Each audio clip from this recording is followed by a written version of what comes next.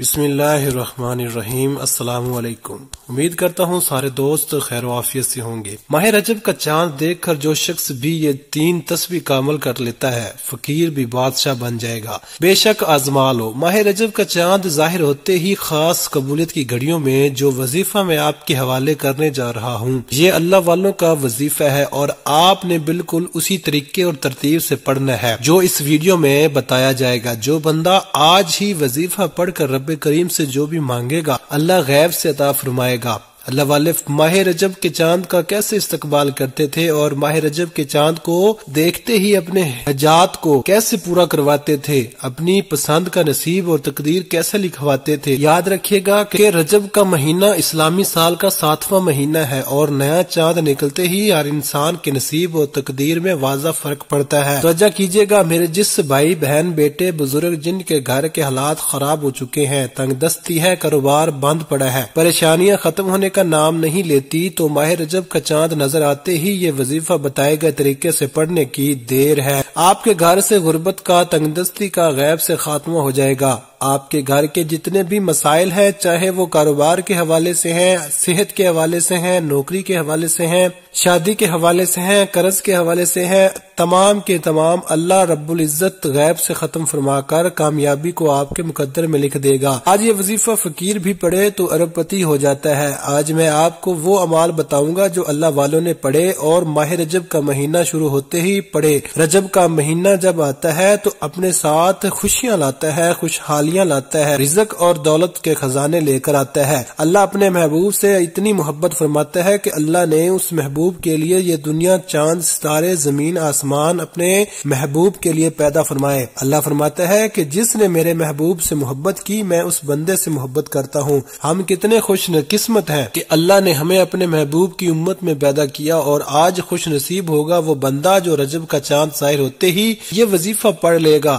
یاد رکھیے گا کہ یہ موقع سال میں صرف ایک بار آتا ہے، اور جو بندہ اس موقع سے فائدہ اٹھا کر صرف ایک بار اس وظیفے کو پڑھ لیتا ہے، اللہ اس سے راضی ہو جاتا ہے، وہ اللہ کا دوست بن جاتا ہے، اللہ کے قریب ہو جاتا ہے۔ اگر آج آپ بھی اپنی تقدیر کے بند تالوں کو کھلوانا چاہتے ہیں، اگر آپ بھی اپنے گھر کے حالات کو بدلنا چاہتے ہیں، تو وہ رب جو اپنے محبوب سے بے حد محبت فرماتا ہے، اپنے محبوب کی آمد کا صدقہ آپ کی ہر حاجت کو پورا فرمائے گا۔ آج کل حالات بہت خراب ہے، کسی کا کاروبار ٹھپ ہو چکا ہے، کسی کے گھر میں بہن بھائیوں کی لڑائی جھگڑے ہیں، کسی کے گھر میں کھانے کو کچھ نہیں، فاقے ہیں، تنگ دستیاں ہیں، ہر کوئی کسی نہ کسی پریشانی میں، کسی نہ کسی پریشر میں، کسی نہ کسی مصیبت کا شکار ہے۔ لیکن یاد رکھے گا کہ اللہ تعالیٰ فرماتا ہے کہ ہر تنگی کے بعد آسانی ہے، اور اب رجب کا چاند ظاہر ہونے والا ہے، اللہ کا مہینہ آنے والا ہے۔ جو شخص اپنے اجڑے نصیب کو چمکانا چاہتا ہے، جو شخص اپنے بند کاروبار کو چلانا چاہتا ہے، جو کوئی بیمار ہے مکمل شفا پانا چاہتا ہے، جو کوئی تنگ دست ہے رزق اور دولت سے مالا مال ہونا چاہتا ہے، رجب کا چاند ظاہر ہونے والا ہے۔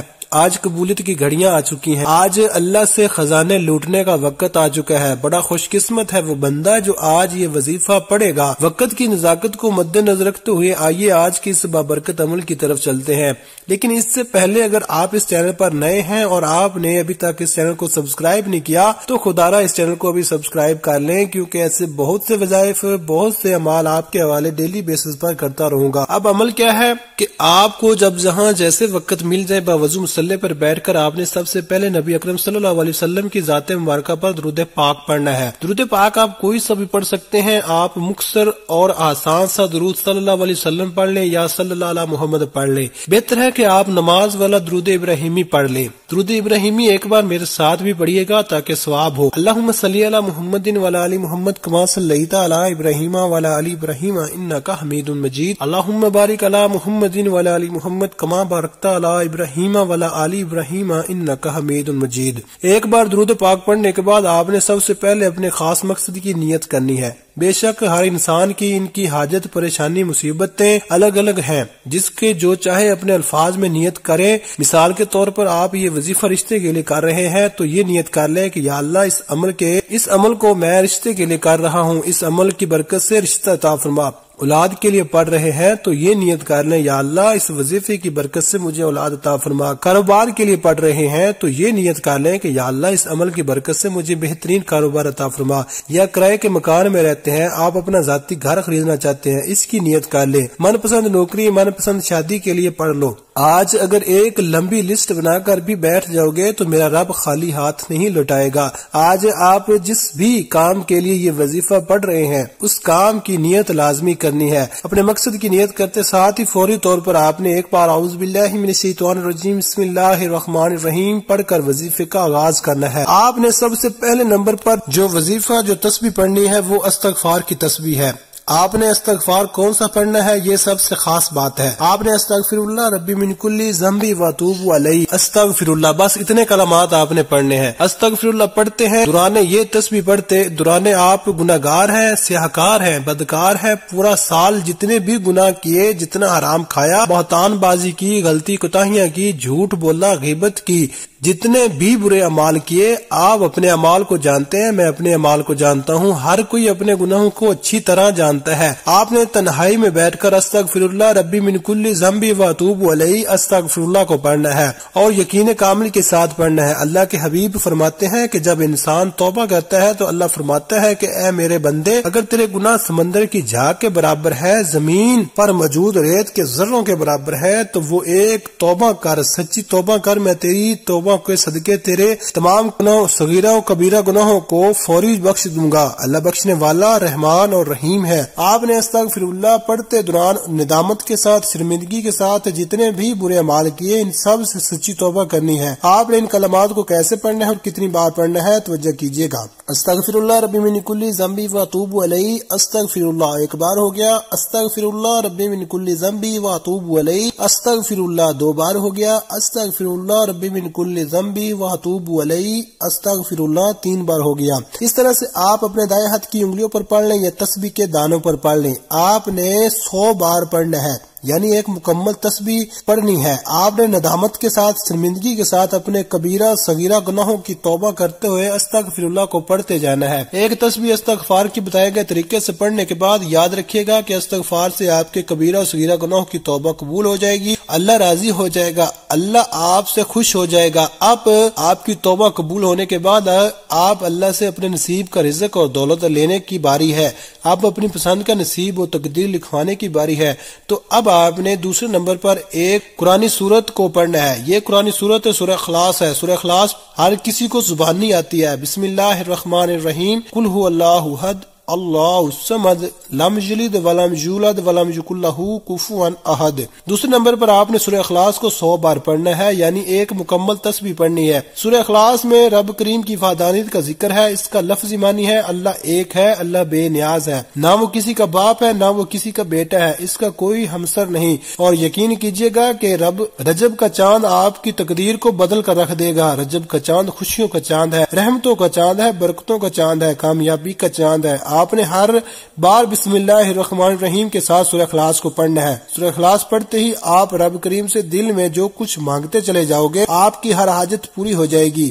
اب آخری اور تیسرا وظیفہ, تیسری تسبیح جو آپ نے پڑھنی ہے وہ اللہ کے ایک صفاتی نام, اللہ کے جلالی نام, اللہ کے ایک کرم کرنے والے نام یا ذوالجلال والاکرام کی پڑھنی ہے. یہ ایسا جلالی اسم اعظم ہے کہ آپ کے گھر سے دشمن کی چیخیں نکلیں گی. آپ کے سامنے کھڑا دشمن جو آپ کا راستہ روکتا ہے, چاہے بیٹی کے رشتوں میں رکاوٹ بن کر کھڑا ہو جاتا ہے, چاہے آپ کے کاروبار میں رکاوٹیں کھڑی کرتا ہے, آپ کے مسائل کو بڑھاتا چلا جاتا ہے, آپ کے لیے مصیبت کھڑی کرتا ہے, یا ذوالجلال والاکرام پڑھتے ساتھ ہی دشمن کی چیخیں نکل جائیں گی. اگر آپ کسی کو قابو میں کرنا چاہتے ہیں, کسی کو اپنا بنانا چاہتے ہیں, تو یا ذوالجلال والاکرام کو پڑھیں. آپ اپنے گھر میں رزق اور دولت کے فراوانی چاہتے ہیں, آپ اپنے گھر میں رزق اور دولت کے خیر کثیر چاہتے ہیں, تو یا ذوالجلال والاکرام کو پڑھیں. کیسے پڑھنا ہے اور کتنی بار پڑھنا ہے توجہ کیجیے گا.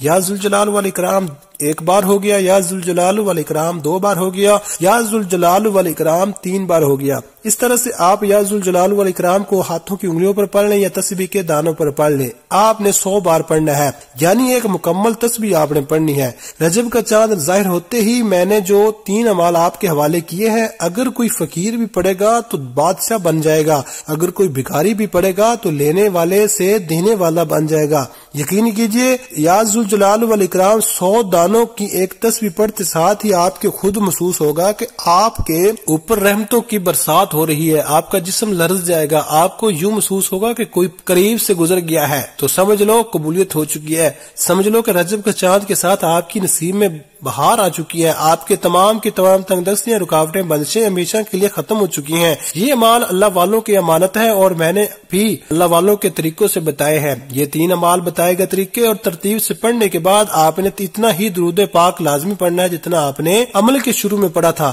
اب آپ کا عمل مکمل ہو گیا، اب دونوں ہاتھ اٹھا کر اپنے گناہوں کی سچی توبہ کرے۔ جیسے ہی دل کو سکون مل جائے کہ اللہ کریم نے توبہ قبول فرما لی ہے، جب جسم ہلکا ہو جائے تو پھر اللہ سے ضد کر کے مانگو، وہ رب جو مسبب الاسباب ہے وہ غیب سے اسباب بنا دے گا۔ آپ نے اپنے دونوں ہاتھوں کو دعا کے لیے اٹھانا ہے اور اللہ تعالیٰ سے اپنی پریشانیوں کے لیے، حاجتوں کے لیے رو رو کر گڑ گڑا کر دعائیں مانگنی ہے۔ اللہ پاک ضرور کرم فرمائے گے انشاءاللہ۔ آج آپ کی ہر حاجت پوری ہونے والی ہے، بس خلوص نیت کے ساتھ اور پورے کامل یقین کے ساتھ اس وظیفے کو بتائے گئے طریقے کے مطابق اس عمل کی برکت سے آپ کو اللہ بہتر نہیں بہترین سے نوازے گا انشاءاللہ۔ دعا ہے کہ رب کریم میرا سنانا اور آپ کا سننا اپنی پاک بارگاہ الہی میں قبول و منظور فرمائے، آمین ثم آمین۔ محترم ناظرین، اپنے رزق میں برکت اور وسعت کے لیے اللہ تعالیٰ کے 99 ناموں میں سے کوئی ایک نام کمنٹ میں ضرور لکھیں۔ جزاک اللہ خیرہ۔ اللہ تعالیٰ ہم سب کا حامی و ناصر ہو، آمین۔ اپنا بہت سارا خیال رکھیے گا، ملتے ہیں کسی اگلی ویڈیو میں ایک نئے وظیفے کے ساتھ، تب تک کے لیے اللہ حافظ۔